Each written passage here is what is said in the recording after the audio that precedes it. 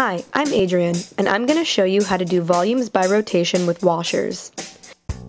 In trying to find the volume of a solid, we face the same type of problem as in finding areas. We have an intuitive idea of what volume means, but we must make this idea precise by using calculus to give an exact definition of volume. In this video, I will solve 3 problems pertaining to the revolution of figures about an axis in order to find its volume. Each problem will contain a washer, which is computed by finding the inner and outer radii using the graph and subtracting the area of the inner disk from the area of the outer disk. Here is a basic problem illustrating how to calculate a volume by rotation involving a washer. If y squared equals x and x equals 2y, rotate the figure about the y-axis. Using the formula shown, I changed the given values in terms of y and plugged them in. Here is what my 2 graphs look like when I plug in y squared equals x and x equals 2y. When I rotated them about the y-axis, I got this. Looking at the y coordinates on my graph, it appears that the figures intersect at y equals 0 and y equals 2. I used these as my limits. When finding the volume of a figure, pi must always be multiplied with the equation. My final equation looks like this.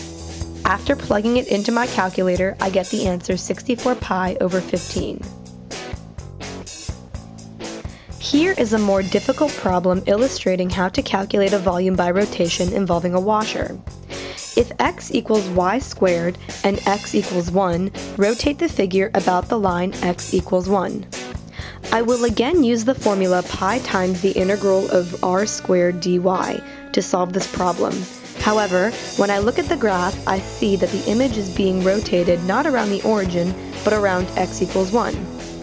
In order to take the distance of the washer from the origin into consideration, I will have to set up my equation as such. Looking at the graph, it is clear that the 2 graphs intersect at -1 and 1, which will become my limits. Because the graph of x equals y squared is the radius of the figure, I will plug in y squared in place of r, making my equation look like this. After plugging it into the calculator, I found that the volume of the figure was 16 pi over 15.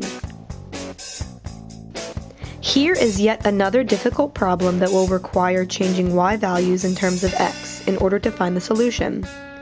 If y equals x squared and x equals y squared, rotate the figure about the line x equals -1.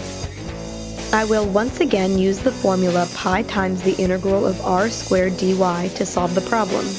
Looking at my graph when rotated about x equals -1, the graph y equals x squared is to the right of x equals y squared, requiring me to use the right minus left formula to find the radius.